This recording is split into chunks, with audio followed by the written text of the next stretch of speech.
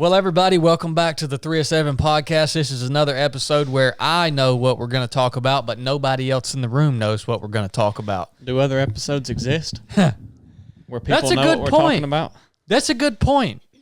I mean, you could have left that out. Just said, welcome to the 307 podcast. You know, if there's one thing I can be credited for in 307 project, it's the podcast. I feel like the podcast is my little baby, and it's like I take that as a big responsibility for me. I'm thinking all week about like, okay, what can we talk about? We have to have something to talk about.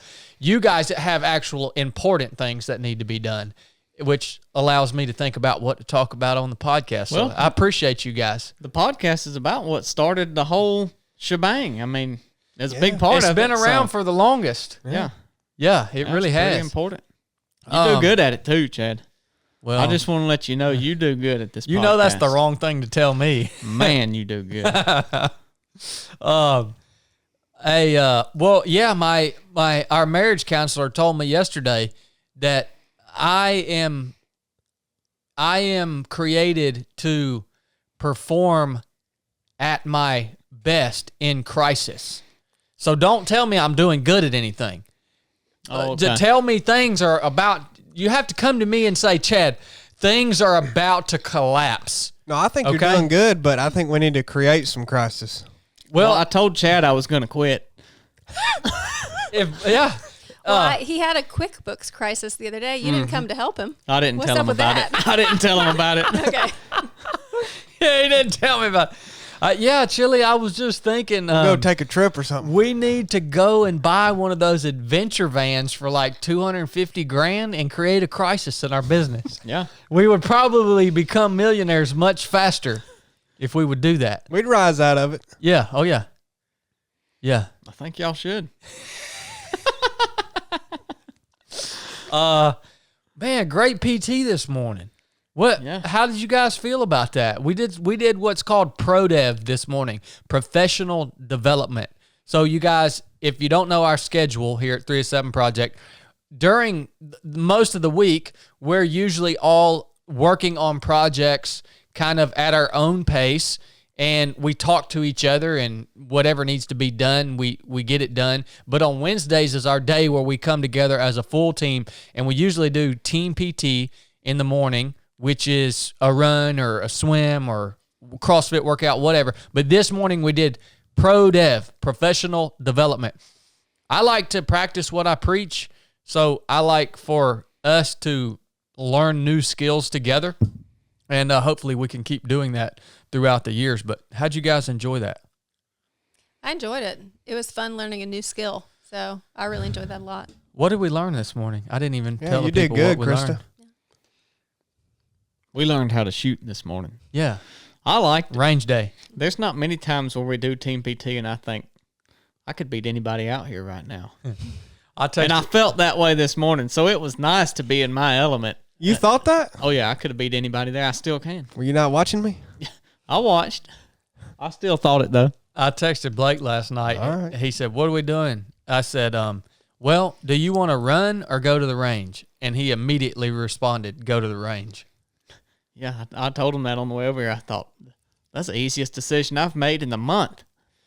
Talk about that, the progression, Krista, because I think that was something that kind of hit you square and you understood it. You understood that progression. I think a lot of times when we take people out there, they feel like we're cheating them when we start off with the very, very simple steps. Oh, absolutely. Yeah, I think you described it as learning to crawl and then walk and then run. And that's the essence of the progression. And I can identify with that in other areas of my life, just even learning and coaching CrossFit or even a sport or other skills I've done. And so that made sense to me. But it is hard to be disciplined, to be willing to crawl at first because people want to start running. But if you don't lay those foundations, you don't progress to the point where you actually are doing well and you have lots of gaps. And so I thought you did a very good job teaching and starting off with the basics and starting off with just principles of safety and just even teaching about the gun and how it works, why it works that way. And then even just the technique of shooting and the things to focus on going through those steps. So it was well done. Thank you. You're getting pretty good at teaching and shooting too. Well, it's a streamlined process. We've been teaching out on that range now for about two years, maybe.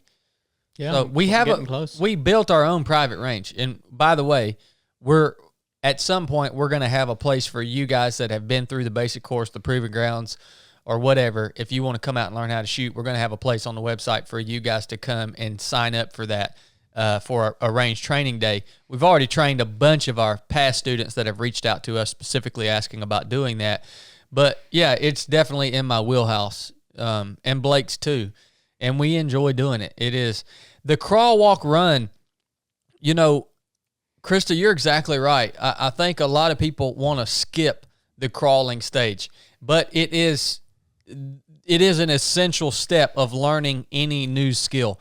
Why am I even talking about this? Because this principle applies across all aspects of your life, whether it's in CrossFit, whether it's in running, whether it's in business, whether it's becoming a team member, whether it's out on the range shooting. You have to follow that process. There ain't nothing sexy about learning how to crawl.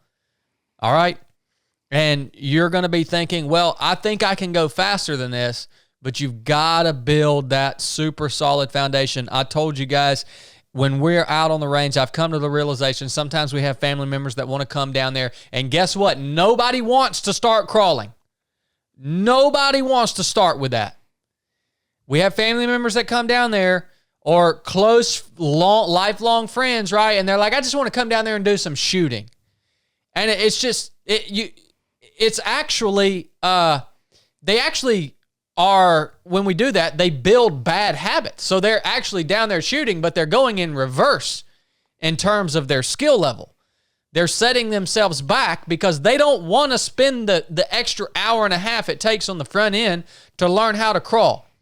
Nobody wants to do that. It's an absolute waste of time for me to take you anywhere and train you to do anything if you have not allotted the time to go through that crawling stage, right? Because you're never going to run unless you build that foundation and you build off of that foundation. So I think an important part of that, an element of that foundation stage and that crawling stage is during that time you understand or you learn, you should be learning why you're doing what you're doing. And if you skip over that, then later in the game, you're not going to know how to self-correct. You know, because you're not always going to have somebody standing there next to you, reminding you of certain things or pointing out to you what you might be doing wrong that needs to be corrected. But if you know why you're doing what you're doing and you remember those steps and those foundational things, then when you run into a problem, you know how to fix it and why you're doing what you're doing and why it's wrong. So I think that's a big piece of it. yes. Yeah, it's a big step when a baby goes from crawling to walking, right? Like, that takes a pretty good amount of effort and stuff. But when you go from walking to running, you can kind of learn that on your own. So that's a good point to actually spend the time doing that when someone who knows what they're doing is there, and you can learn how to run on your own. Mm-hmm. And it's interesting because when we first started training people in this discipline of shooting, it is a discipline. It's very closely resembles a martial art or a sport or whatever. I guess you could say shooting is people call it a sport, but it is a discipline.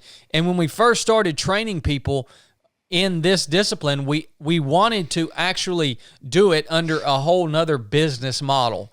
But we decided to roll it in to the construct of 3 of 7 project and not host this stuff under a whole different business name and brand, because you are engaging your full self. You said it earlier, Krista. You are engaging your full self, everything physically and mentally. I don't know about spiritually, but at least your full self physically and mentally when you're out there. And it's exhausting. I've seen people take a shot on the range, put the gun down, and walk over to the edge and start crying. So if you don't think it's engaging emotionally, some people it is, and on everybody it is to some degree. Yeah. Yeah, I definitely experienced that connection between mind and body, and that's one of the things I enjoyed about it so much. And is I felt I knew I would be engaging myself mentally, and I anticipated being a little fatigued even afterwards, because you're having to focus and concentrate and thinking through all these different steps. But physically, just holding my arms up there and making sure, my grip was right, and I was, bracing myself and using certain muscles and positioning my body in a certain way. It was engaging my body too. And so that was very enjoyable to engage my mind and body and really feel like my whole self was present in the action and in learning that skill. So I do think that caught me a little off guard, but I enjoyed that. Whoa. Good gosh almighty. Son. Happens about every 10 shows. Good gracious. Well, you guys did really well. Chili, you did good, man. Good job. Well, thank you. You did, I mean, Chili. Blake already told on me for going over there and crying, but No, it wasn't chili. I'll tell you what, Chili, you're coming a long ways, man. You know you're ahead in the sticker club, right? what are you talking about? We need Matt, we need to update We need on to the sticker update. club, man. Look, how are y'all buying more stickers of Chili than of me? What the crap, man? It might be due to the quality of your picture. It almost looks like a deformed version of It you or shouldn't something. matter. Well, if they really are, I don't know what the numbers are, but if they're buying more of me, it's probably as a joke, Chad. We found out today his doppelganger is Harry Styles. So maybe that's what it is. Who I is think- Harry Styles? I don't really know, but I think I'm better looking than him. Why has nobody gotten a picture of Krista yet? I don't What, know. for the Wait, sticker club? Yeah. That was on, you made it? We'll get one. Well, I'll start looking for. She was. I thought about trying to get one over doing her pull up, but she was smart. She went up on. She was facing away from everyone. I couldn't get her. The tractor was in the way. Nobody could get around there and kind of get a secret. It So would have been very I was obvious. smiling while I was doing my pull up. Okay. Anyway, so. Okay, Well, go ahead and expound on what you mean by that. I've come a long way. man. Just shows Well- your ignorance. You know how to undo those belts now. You figured that out. You know the belt where they meet up. Think of the skills. Think True. of the groove skills belt. that Yeah. you've learned, Chili, over the last year, dude. You've learned how to get the key out of the ignition. 2 years. You took your first flight on an airplane. You killed your first deer. You can shoot weapons well now. You did really well today. You've traveled across the country. You've become very much more just responsible and cultured and skilled, man, in so many ways. Even with our new running project that we're putting up, Nuff Said running. You're just, dude. You're thinking about this stuff. You're bringing it all together. I'm watching you just thrive, dude. And I'm like, I think you sold me short before. He's starting to get pretty good at running too, ain't he? nah. Well, he said his limp's getting better, so. I asked him how he was doing on the way down to the range, and he said, there was never anything bothering me. Of And course he said that. I said, is that thing that never bothered you still not bothering you? He said, yeah. We pulled back up here into the driveway, and Chili walks up to the side of my car when I pulled in. And he said, Chad, can you figure out why the key won't come out of this Suburban ignition? I didn't want to mess it up. That ain't my vehicle. And I walk up, and I said, let me look at it, Chili. Well, he's pulled into his parking spot, left the vehicle in drive, put on the emergency brake, turned the vehicle off, and he can't pull the key out of the ignition. And I said, well, Chili, you got to put this thing in park when you get to where you want to go. You drive a manual? Yeah. That Maz is manual? That old Maz. Oh, okay. Oh, okay. That's what got him. I don't think it's manual, but Well, here's the deal. I'm an idiot, but all that Chili, you spit just that gum out, man. You're smacking like a darn. Right into his microphone. Yeah. Well, Chad, let me. Hey man, I'll just pack up and go home. Jeez. Good gracious. You just sold me short all this time. I think that's what it is. When people met me a couple months ago, based off of what they had heard you say about me, they just thought I was going to be just this absolute loser. And they were like, well, he's not. A couple of them told me, well, you're not that bad. I said, well, yeah. What do you mean? They were like, well, Chad acts like you just suck. I was like, what? No. Under promise and over deliver. That's what he was doing. Chili, do you realize what people would pay to be in your position, to be mentored by me for Tootled. multiple years? No, I don't realize it, but you've told me many times. You hadn't started mentoring him yet, have you? You still tootling, ain't you? Yeah, I guess so. Yeah, you hadn't made you when you graduate to mentor E. That's your next step. I'm pretty sure. I'm not a part of none of this. Progression. This is just in his head. You're a tootlee now. No. He's the tootler. This is all just in his head. What position? Yeah. All right. Well, I wanted to tell you guys about something, but I might tell you later. Yeah. Think about the information you release. What was it? Well, I wanted to tell them about our new partner, our new hydration partner. New partner? But I'll hold on. I'll talk about that in a little bit. Look, what I want to talk about today is one thing I want to talk about is making mistakes. Making mistakes. Well, this should be a relevant topic to every human listening to this podcast. Have you ever made a mistake? Okay. Now, specifically, what I want to talk about is making mistakes that you cannot fix. Have you ever made a mistake that you just have to live and work through the consequences of it because you cannot go back and fix that mistake? Yeah. Yeah, a bunch. I think probably everybody has. Those are the hard ones to deal with. That's what I want to talk about.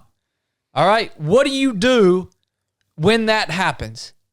What do you do when you make a mistake and you can't go back and set it right for whatever reason? Why is this lesson important to me? When I was a SEAL, I made a mistake one time that could not be fixed, period.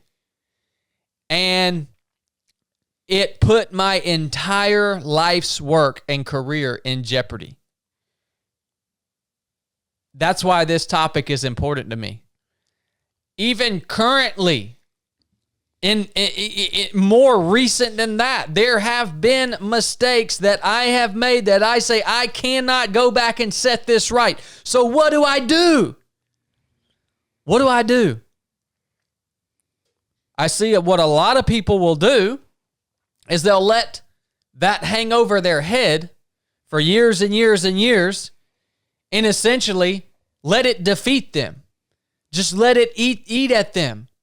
You can't fix it. It's in the books, right?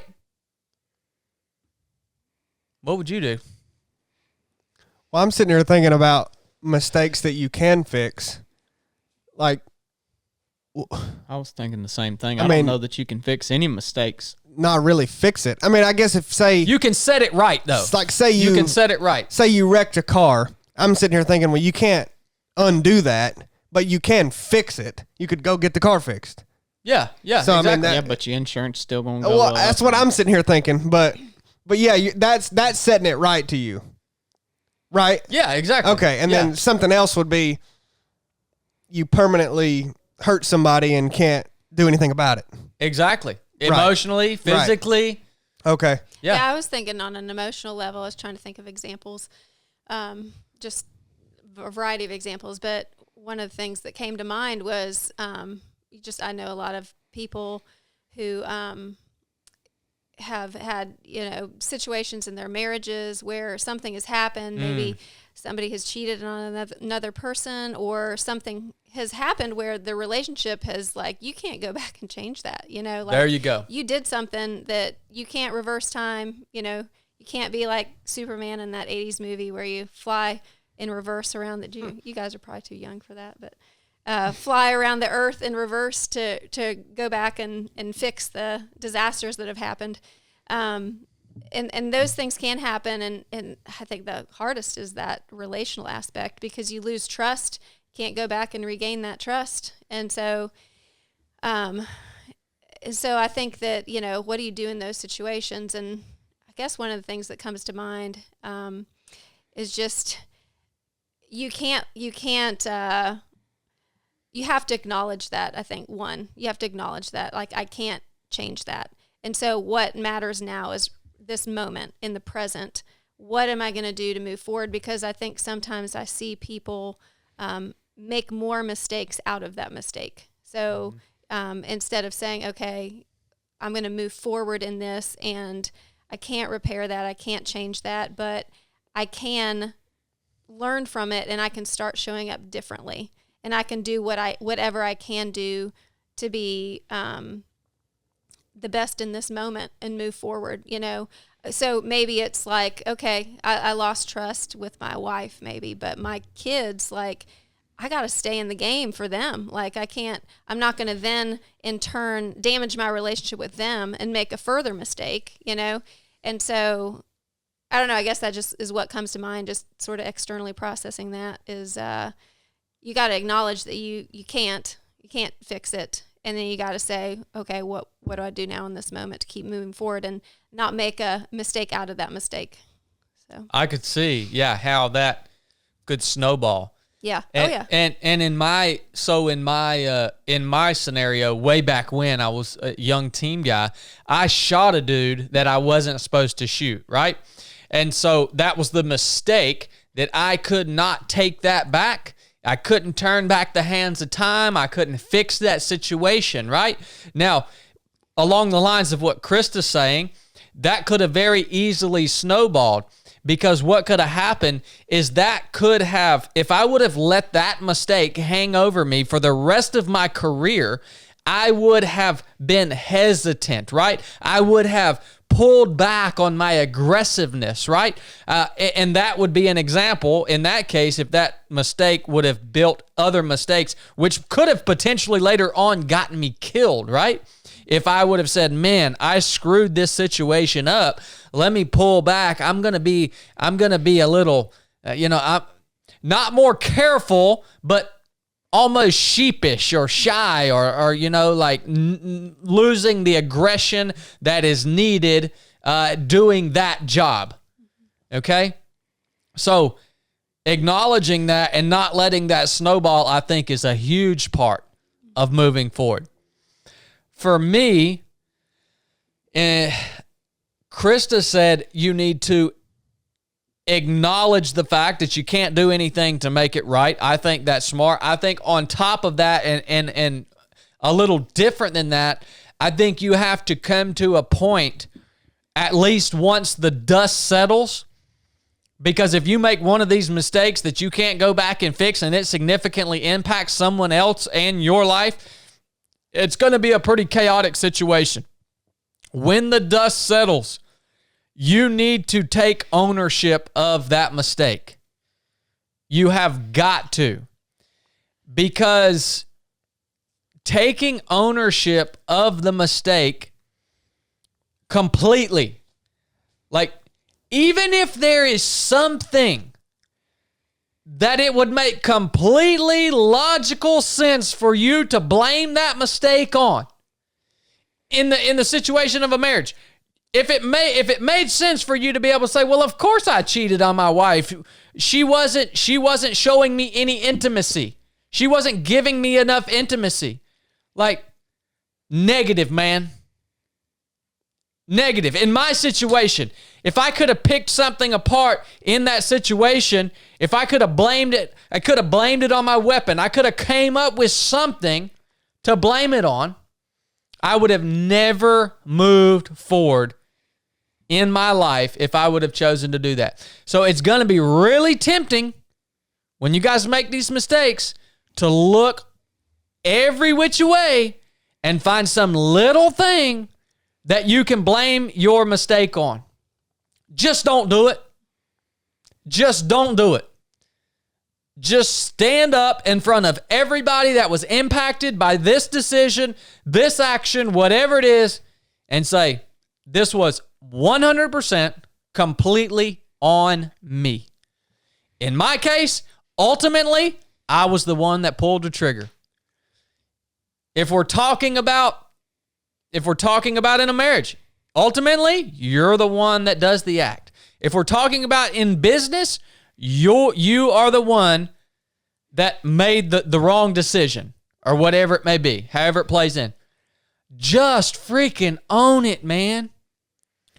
That is the first step in being able to move forward once the dust settles. Please do that. Guess what happens when you do that?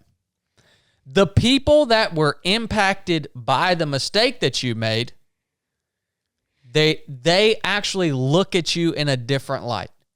They all of a sudden, they might be looking at you. They may have no trust in you, no faith in you.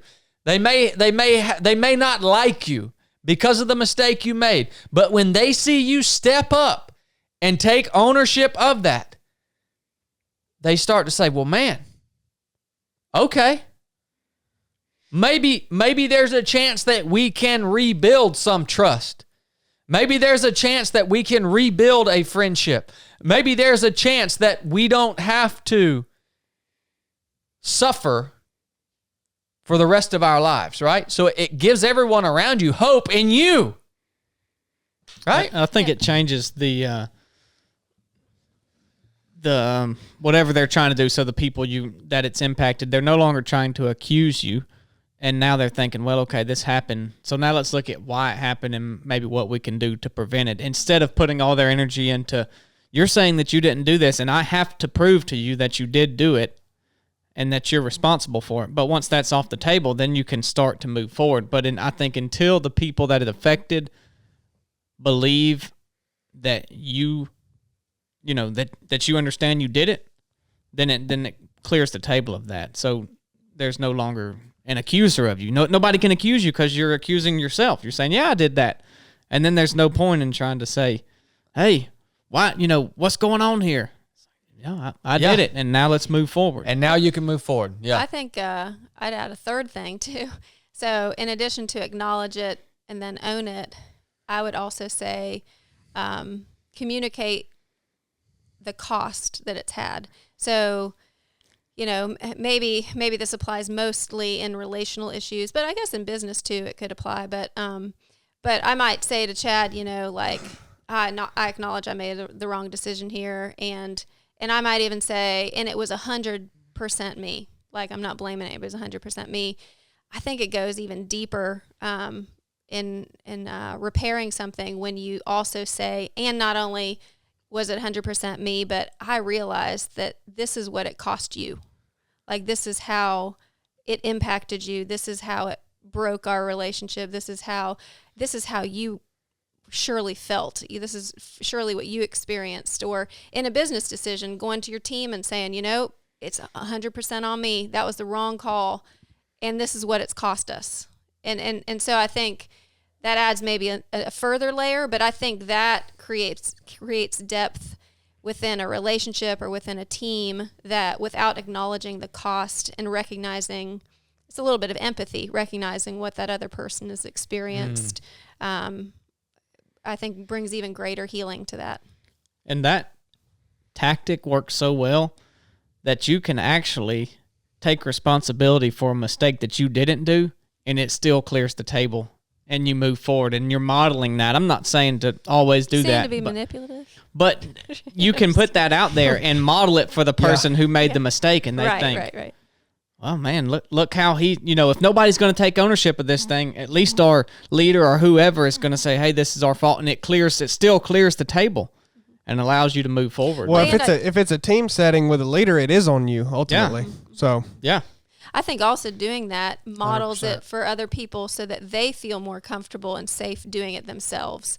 So people aren't trying to protect themselves and keep the blame and keep blame shifting and keep it off themselves. But if they see somebody modeling that humility, modeling that ownership, then they're more likely to come into the team or come into that situation willing to do the same. Yeah. So Yeah, well, I think I think I have to disagree with you slightly. I mean, if somebody makes a mistake in some other country right now that I ain't got nothing to do with, never met, I'm not taking ownership for that.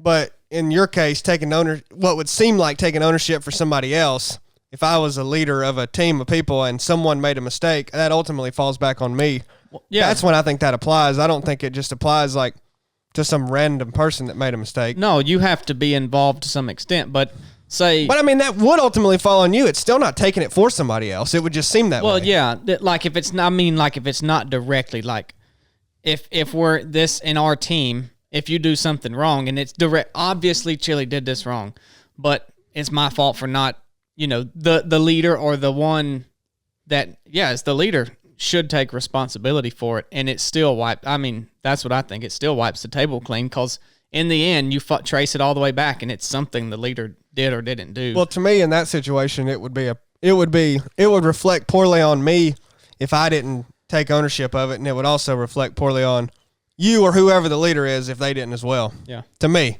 Yeah. I saw this happen in a SEAL platoon all the time. That was one of the main things that the shooters, the guys, they called it, in the SEAL teams, it was called the E6 Mafia. It was all the dudes that were like boots on the ground, the shooters. What they looked for, what they really respected in a chief was if the chief would cover for the boys, right? If the boys made a mistake, internally, the boy that the E6 that made the mistake, he would get hammered internally.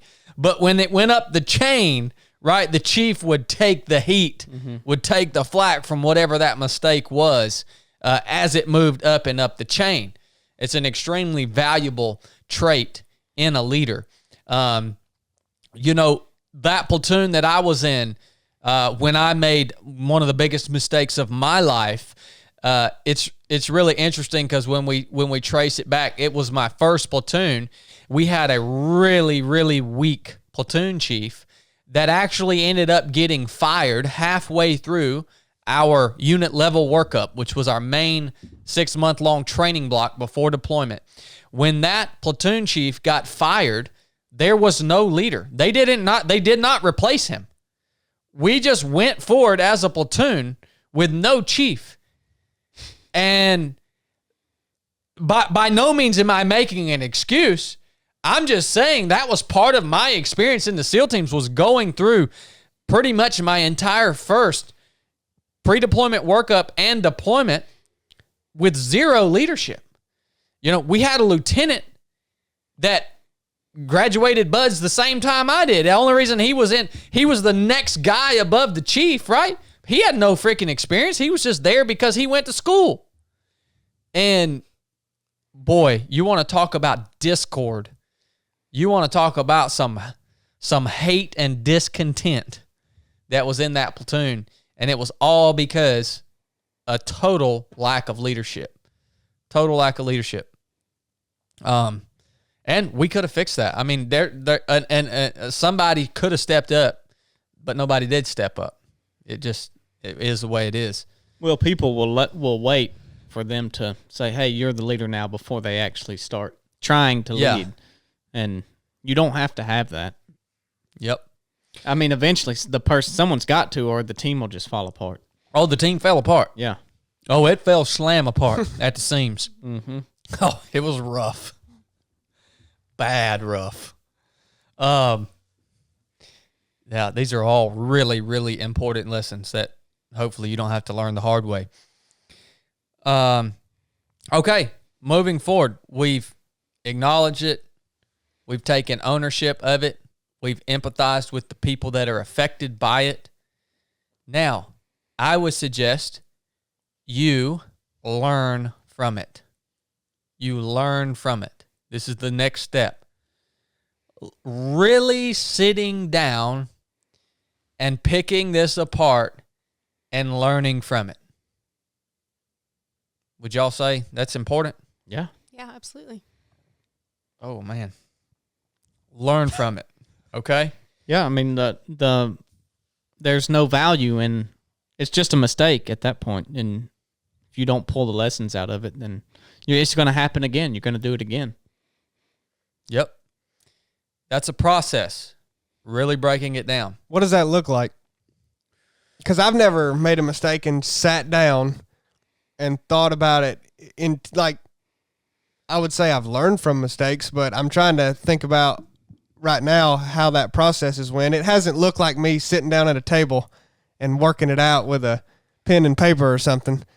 You know, it's looked like me basically going and putting myself in that same situation, or this may not apply to every kind of mistake. It just depends on what it is. And then just remembering and being better. Mm-hmm. The way that I've learned the mistake I'm talking about, that I've been talking about through this whole podcast, the way I learned from it wasn't writing it down, right? But it was going, I guess, having conversation, talking through the mistake with my peers, the people who were there that day, the people who were influencing me, really talking through that mistake piece by piece and saying, okay, this is what I did the night before. This is, by the way, the night before that happened, I went out and got hammered drunk. And this is what I did that morning. And this is what I did here. Really, honestly breaking this thing down. Not trying to make excuses or trying to come up with some false narrative that's not actually the way it happened. All right? And that's the only way to learn from it, man. And whether you want to talk through that with people that are important to you, or whether you want to sit down and actually write that down and come up with what you will do different next time. So telling the truth. That's a huge. Also to yourself. Yeah. Because this all learning from mistakes kind of mimics learning from failure. Because a failure, if you try to do something and don't manage it, that's not necessarily a mistake. I think those are two different things. But you have to learn from failures the same way. And I think being honest, telling the truth even applies to telling the truth to yourself. Because I've failed before at things and basically lied to myself for a while. I basically didn't acknowledge that I failed. I've done that before, and that's not a good thing. You completely delay the learning from it process if you don't even acknowledge that you failed. Yeah. Because you just didn't want to admit it to yourself. Like, that's a mistake and failure, right? Yeah.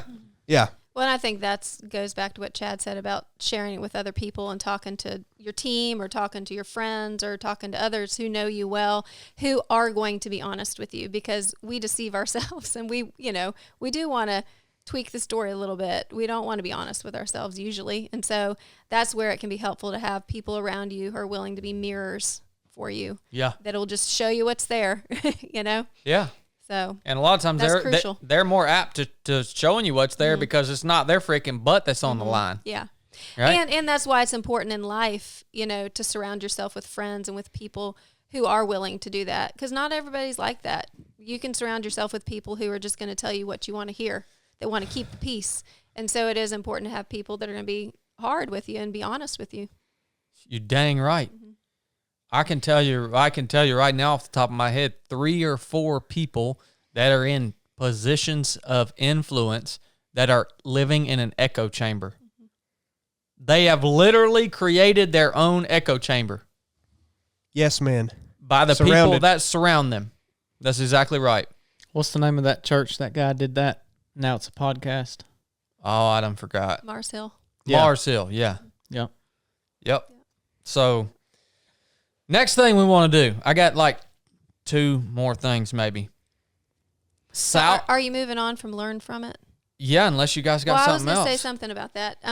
Learning from it, I think it's easy to think of that just in terms of like rationality, like what did I do wrong and I thought differently, but I think a lot of people don't dig down deep enough and they keep it just on a superficial plane when they're analyzing things. And I think a lot of the reason we make the decisions we do isn't necessarily because of bad thinking. Sometimes that's the case. Maybe it's a business decision and it's bad thinking or other things. But a lot of times it's because of something that's going on with us emotionally. It can be the decisions we make can be driven by fear. And I'd say most of the time this is true. Fear could be driven by pride, could be driven by all kinds of things. And so I would say if you're tempted to stop at that superficial level when you're analyzing it and trying to glean what you can from the situation, dig deeper, because you got to ask more questions. You've got to ask, well, why that? What motivated me there? Why would I choose that? And whether it's a relational problem or a business problem, or you're part of a team, there's something going on that's motivating you on down below. Whether it's some emotional or some desire that's not being met, that you're trying to get met in a certain way. That's maybe it's an appropriate desire, but it's being distorted. And so I would say that's key in thinking about learning from that mistake or learning from the situation is be willing to go deep. So be willing to be honest, but also be willing to go deep. Yeah. Yeah. A lot of people skip that. Mm-hmm. Yeah. I love that. The next thing I got is live with the consequences.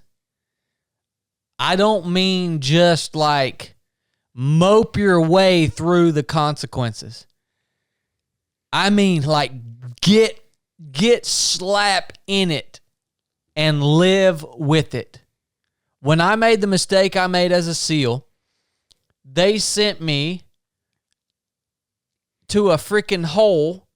You know what I did for 1 year straight? I inventoried weapons.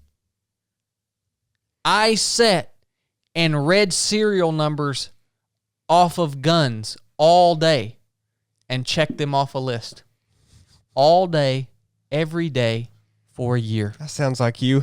In a hole, in a cage with no light. I mean, no outside light, just a fluorescent light. Freaking, I inventoried weapons. It's worse than QuickBooks. Worse than the brig. Yeah, literally. But guess what I did? I said, all right. Inventory weapons. This is what I got to do. I'm going to inventory these freaking weapons better than anybody has ever inventoried them before, son. I'm not going to make a single mistake. I'm going to make sure everything is where it needs to be at all times. And I just poured myself in to the consequence of the mistake that I made. So you got to be willing to do that, man. If you make one of these mistakes that we're talking about, it's probably going to knock you down a level. You're probably going to have to humble yourself. I went from freaking jumping out of airplanes and shooting millions of rounds and doing complex tasks with multi-million-dollar equipment to reading numbers. Talk about humbling. Now, if you go into that, if you go into this phase of living with the consequence of your mistake and you just mope your way through it, guess what everybody's going to think of you? They're going to think, yep, that's a turd right there.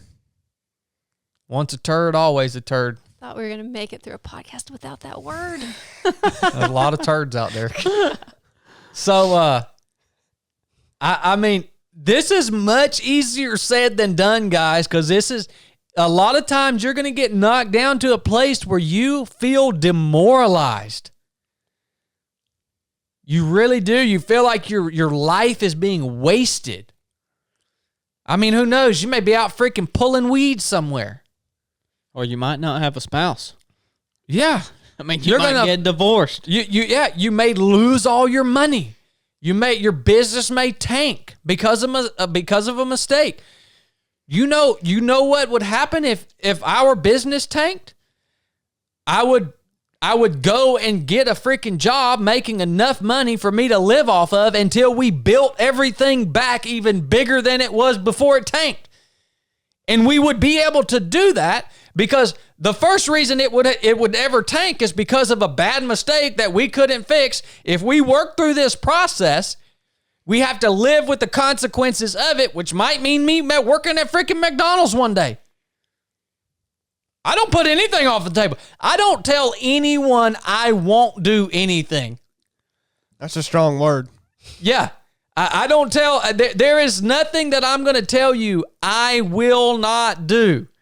Because if it comes down to it, that may be the consequences of bad decisions that I've made, and I may have to do whatever it is that I can do for a certain amount of time. But I'm going to do it the best that I can possibly do it, and I'm going to be working the whole way to build myself and my team back to the place that we were and beyond. And we will be able to go beyond because we will have worked through this process. Easier said than done. Promise you.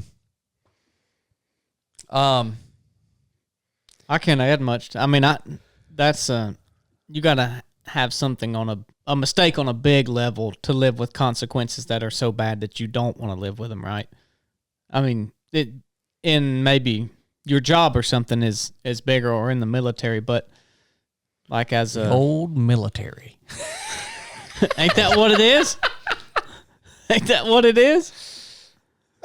But I mean, I just saying there's not much I can think back on to add value to that. Pretty much hits it. Yeah, I think what Chad's saying is stay present and stay engaged. Because I think what the tendency is, and the default, I think, is for most people to quit. Even if you don't, on the surface, people might not think you've quit. I think internally a lot of people quit. And so I think, and that's kind of what I was saying earlier, I think leads to the following a mistake with more mistakes. Those secondary mistakes and tertiary mistakes happen because you started to quit. You start to disengage. And so I think if you can stay present and live in those consequences and stay engaged with them, whatever you have now on your plate, whatever's at the table, that's where, you can't necessarily redeem yourself in the sense you get back what you lost, but you can redeem that moment and what's in the future. You can move forward and build back. Yep. That's exactly right. Yep. That's what it means to live with your consequences. Press forward. Press forward. And understand that mistake that you made is going to make you better. And once you work through the consequence of it, you are going to be able to achieve a higher level than you achieved before you made the mistake. All right. I think that's valuable information. Yeah. Hopefully you, listener, I hope you got something out of that. If you don't, it's a mistake. We just gave you a freaking... by the way, do you just realize that I just told you about something that I actually did that nearly cost me everything, and I just told you how I worked through it? I didn't come up with some crap that I read out of a freaking book. I didn't regurgitate some information that I've heard. Look, I tell you guys, man, we do not teach or speak from theory here. We are teaching and speaking from a place of experience. All right? Don't ever get me freaking confused with one of these other self-help turds that are out there. Okay? Half the people y'all are listening to are just regurgitating some information that they heard from somewhere else, which doesn't make the information any less valuable.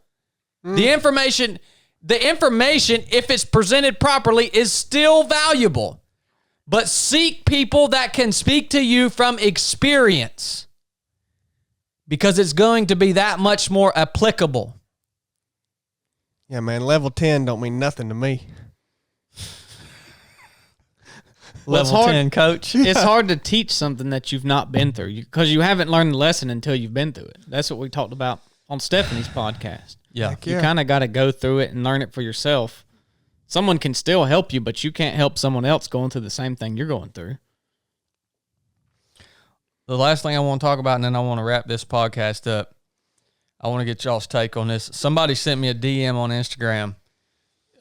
You'll know who it is. No, this is good. Who will know who it is? This is good. The person that sent me the DM, because I'm going to message them and say, hey, we answered your question on the podcast. This person says, I've been thinking about giving my life to Jesus, but I don't know how. And honestly, I'm a little scared because my life is going to have to change so much. All right. The first thing I want to tell you, bro, is this ain't about you. All right? This ain't about you. Like, you say you're scared because your life is going to have to change so drastically. Well, I want you to first understand you're not going to be able to make those changes yourself. Like, don't think that you're going to give your life to Jesus and then you're going to start trying to change the things that you need to change, and that is what is going to save you. This ain't about you, man. Let me tell you how real this is. I used to be the biggest heathen, savage, killer, sinner, you name it, son.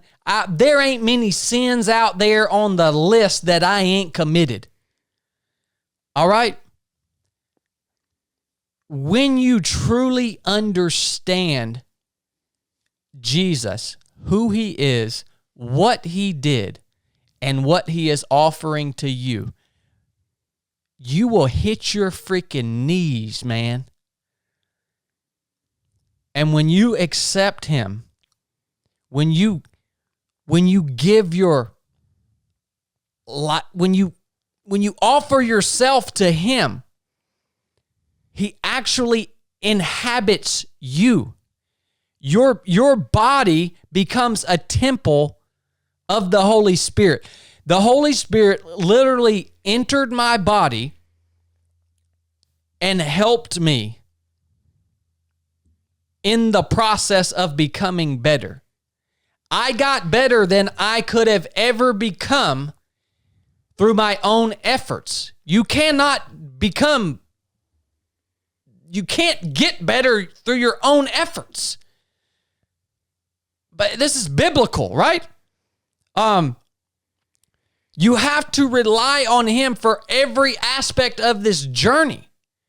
You have to get it out of your head that this is something that you are going to do or you need to do.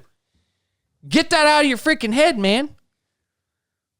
Understand what is being offered to you by Jesus Christ, and you will freaking fall on your face in tears. You will be so thankful. Oh, man. Well, I wish you guys could understand how real this is to me. This is so. I think about people all the time, man. People that I'm in friendship with in life. People that I'm aligned with in life. When you come into alignment with me or any other child of God that is filled with the Holy Spirit of God, you ain't rolling with me. You ain't rolling with Chad. You're rolling with the creator of the universe who is within Chad. Like, thank God you ain't rolling with me.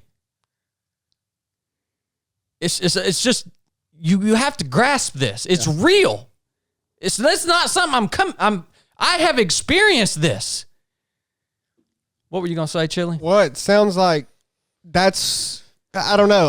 I'm having a trouble. You may need to read it again. He's scared because he knows that a lot of change is coming. He's scared because his life is going to have to change so much. Isn't that the point?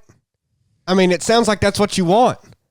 It sounds like you're listening to a comment that's talking about the conflict of it all in one succinct sentence.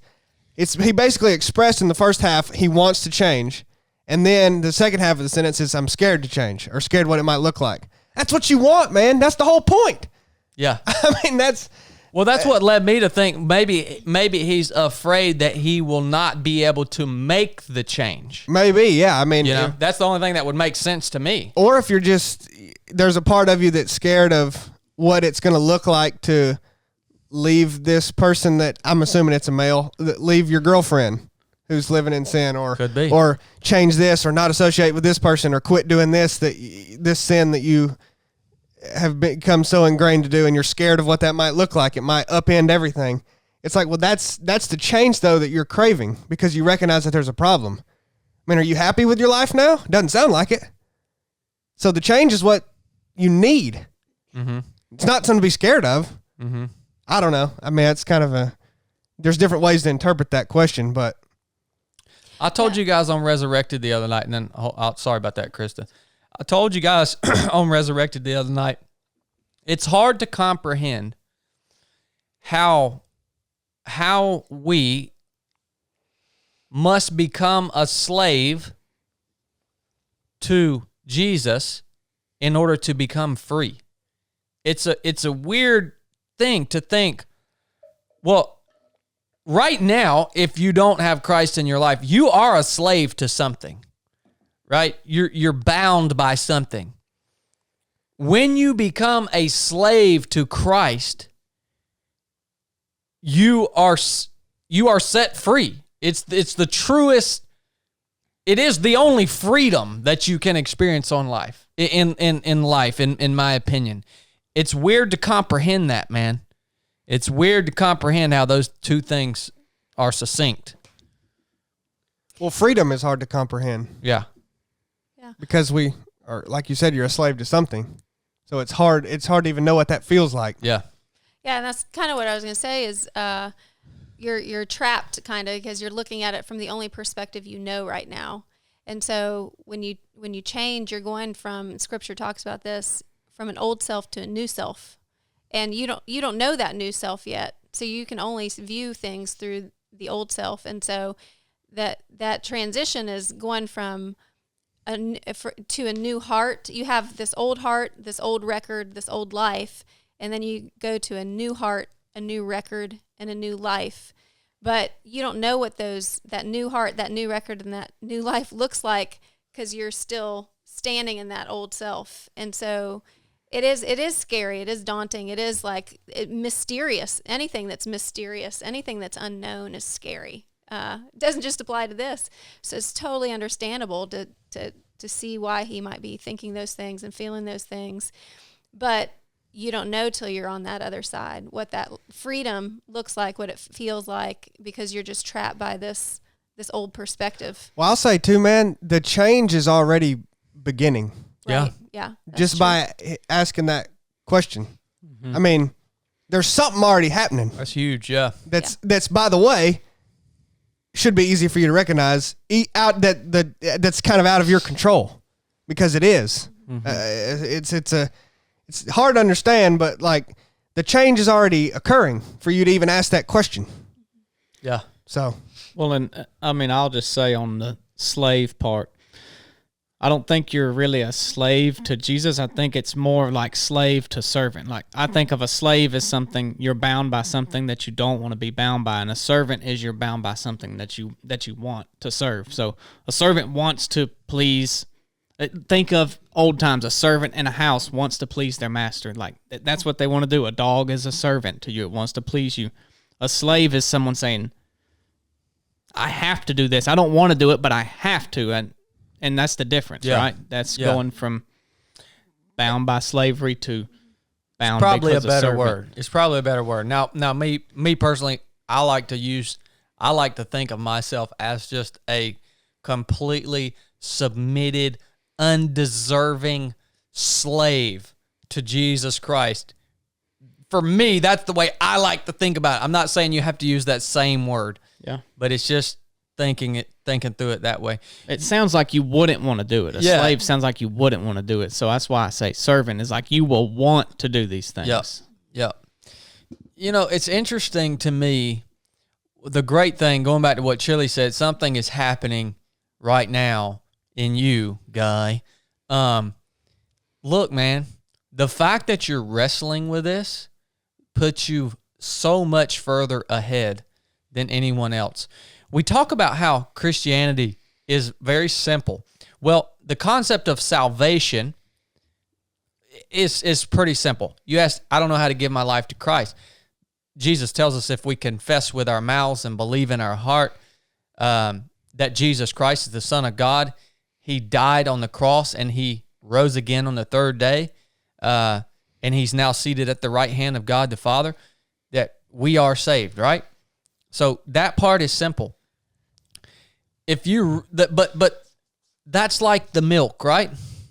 Now there is solid food that you got to chew on if you want to understand the ins and outs of what would be termed theology.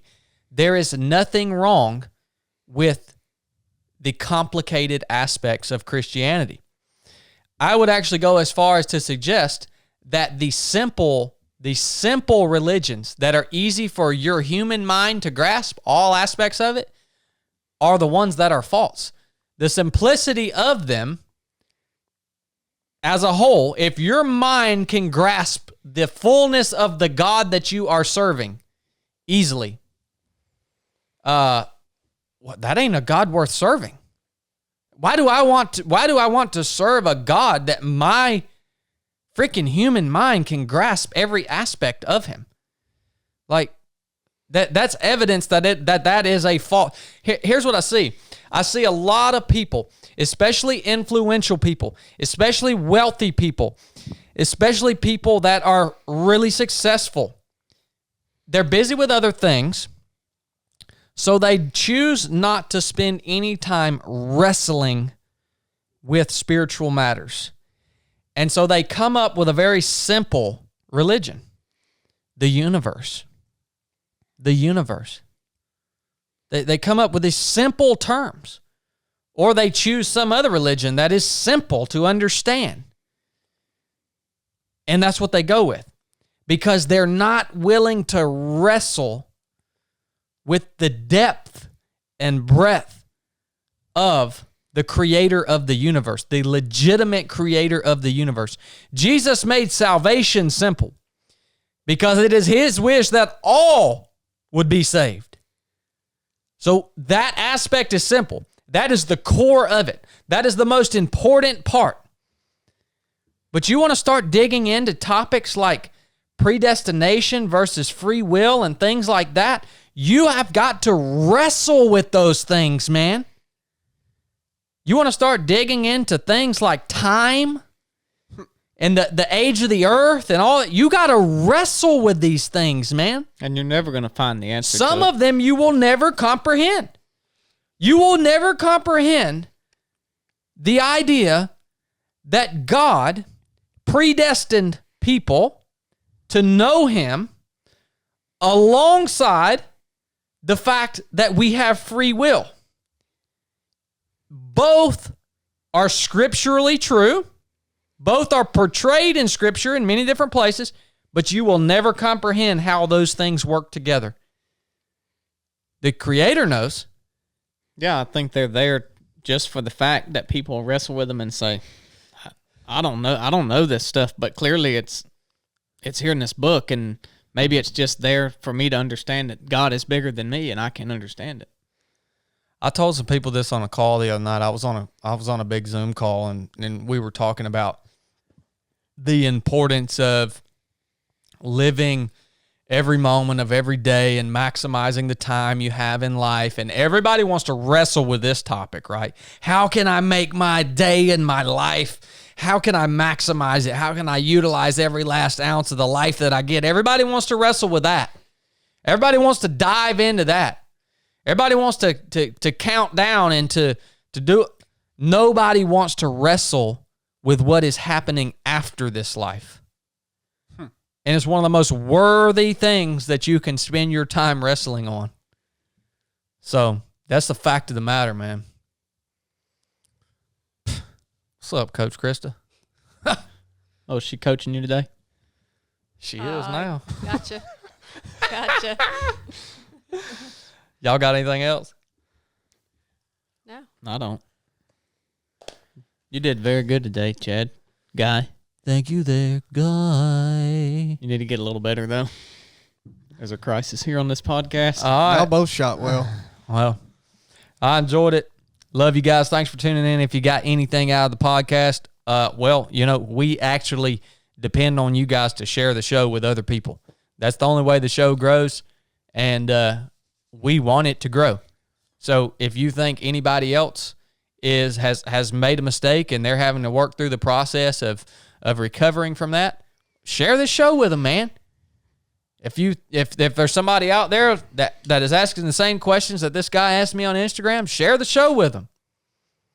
Like, we sit down and spend hours and hours a week doing this.